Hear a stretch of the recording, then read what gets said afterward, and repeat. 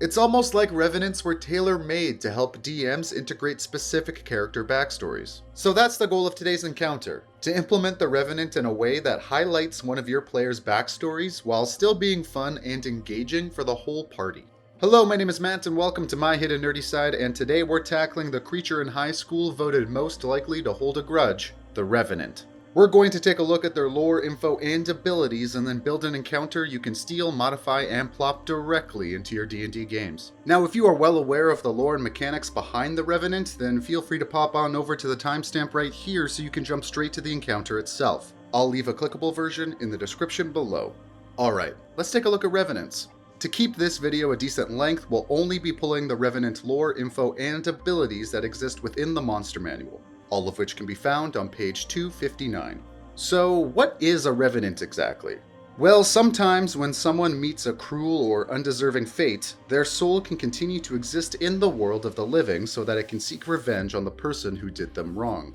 If possible, the person's soul will inhabit their corpse, which is why they resemble the appearance of a zombie. However, if their body is either unavailable or destroyed beyond repair, they can inhabit the corpse of another. And even if their soul isn't in their original body, the person who the Revenant is hunting is still able to recognize them as the person they wronged. How you flavor this is up to you. Now, Revenants look like zombies in appearance, but they are much more powerful and harder to stop, particularly since Revenants always know the distance and direction of the creature they are hunting, even if they are on an entirely different plane. So no matter where you are or what you do, a Revenant will be able to find you. And unlike the creature they are hunting, Revenants never need to eat, drink, breathe, or sleep, so they can spend all their time tracking you down. Now, in traditional D&D lore, Revenants have exactly 1 year to get their revenge. Once they succeed, or if the 1 year mark comes to pass, the Revenant will crumble into dust and their soul will carry on into the afterlife.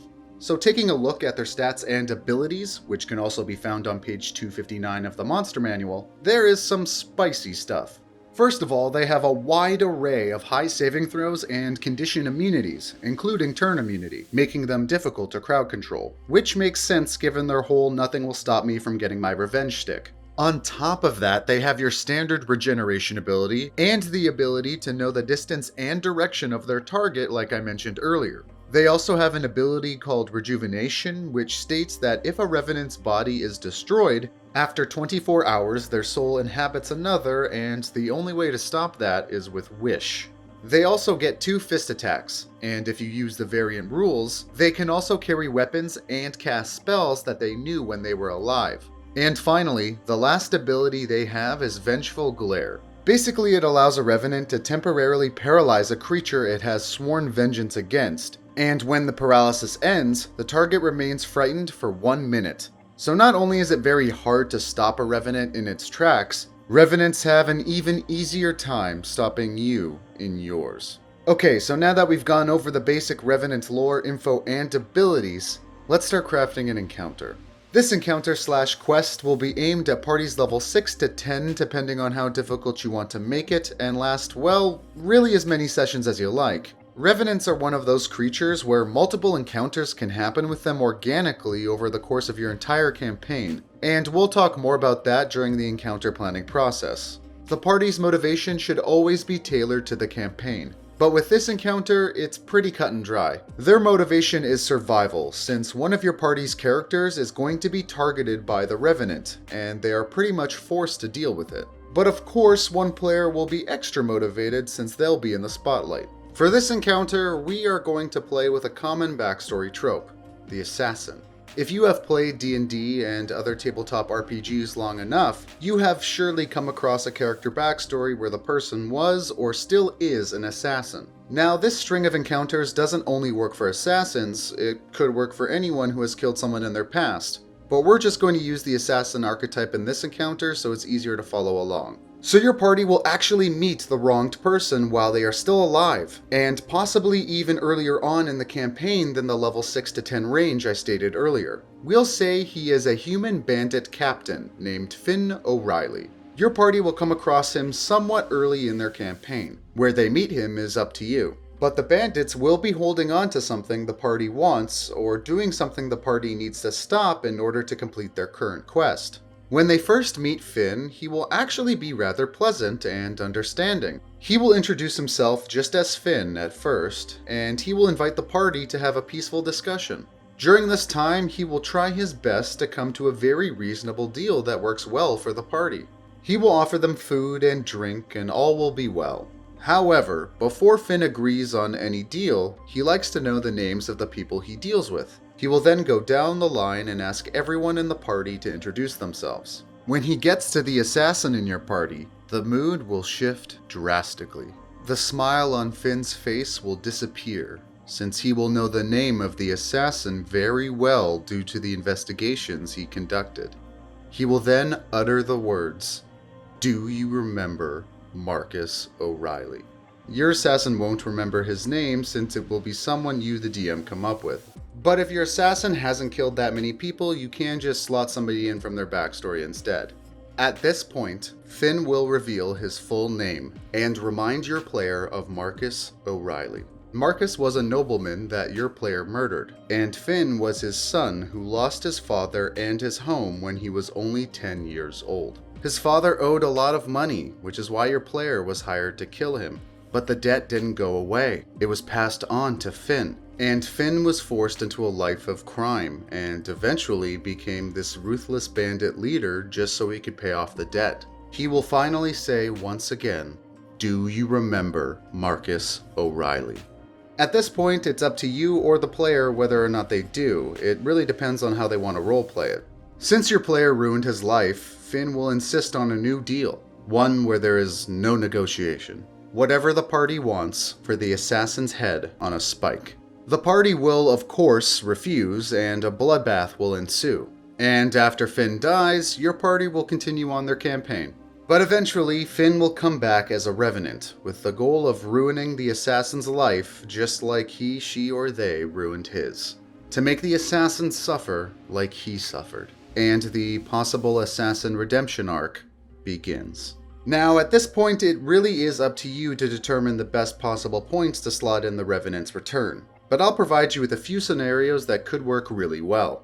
Firstly, if your party starts a guild and has a guild hall, like many parties do, one day when they are away on a quest, the party will return and see their guild hall was burned to the ground. And the only intact thing among the charcoal and the stained metals is a piece of parchment pinned to the only beam that remains of the doorway. And the parchment reads, "Do you remember Marcus O'Reilly?"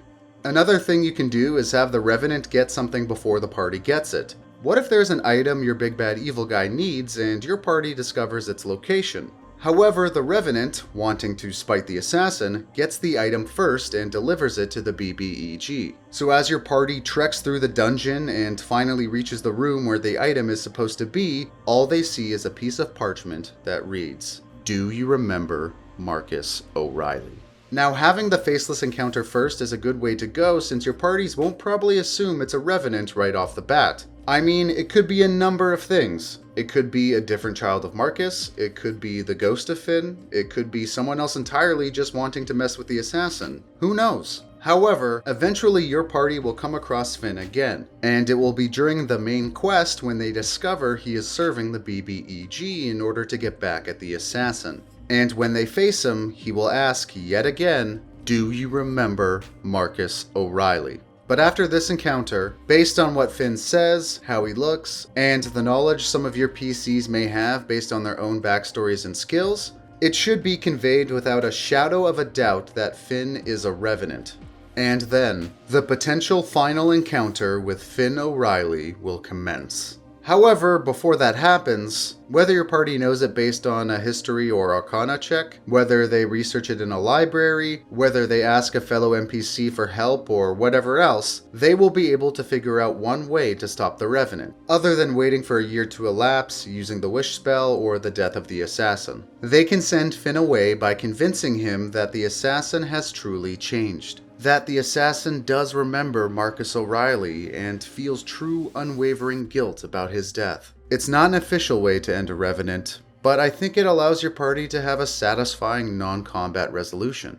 Shortly after discovering this information, Finn will attack the party, whether it be at the party's guild hall, outside the city, on the road, or wherever is appropriate. And they'll see Finn's rage has become so deep, being bested by the assassin at least twice, that he has gained the ability to raise a zombie army, organizing an army of undead humanoids and other creatures Finn has come across to launch an all-out assault on the party.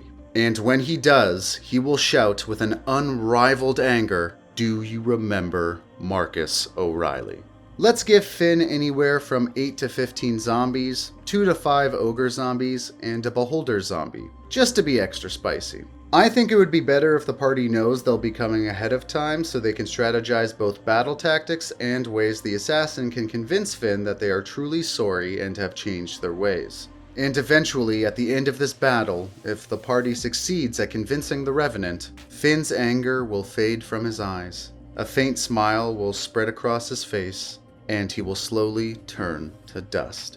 And as his legs, arms, torso, and finally his face floats away in the wind, Finn will say his last words. Good. Now never forget it.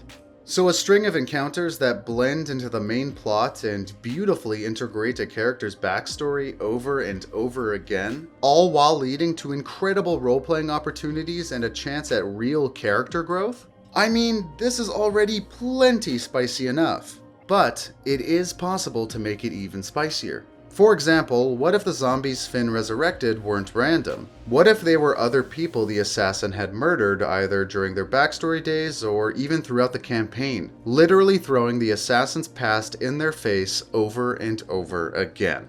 What if you don't want to get so dark with the backstory and the Revenant didn't come back for revenge? What if instead someone in your party promised the Revenant the time of their life and didn't deliver? And so the party must give the Revenant a night to remember before he moves on to the afterlife. And finally, you can of course play with the different types of zombies that Finn brings to the final battle. I mean, the possibilities are endless. Zombie giants, zombie trolls, zombie griffins, or even a zombie dragon Finn could fly in on to burn the assassin alive. But of course, these are just some of the many ways you can use Revenants in your Dungeons & Dragons campaign. There are tons of different ways to take this encounter and spice it up, so please let me know what you would do in the comments section below so I can nerd out over it and smack myself in the head for not thinking of it. Also, let me know if there are any creatures that you would like me to build an encounter for in my future videos. I'm going to try and put out at least one of these videos a week, so feel free to subscribe and share this video around if you liked it, and stay tuned for upcoming content. Thanks for watching and indulging my hidden nerdy side.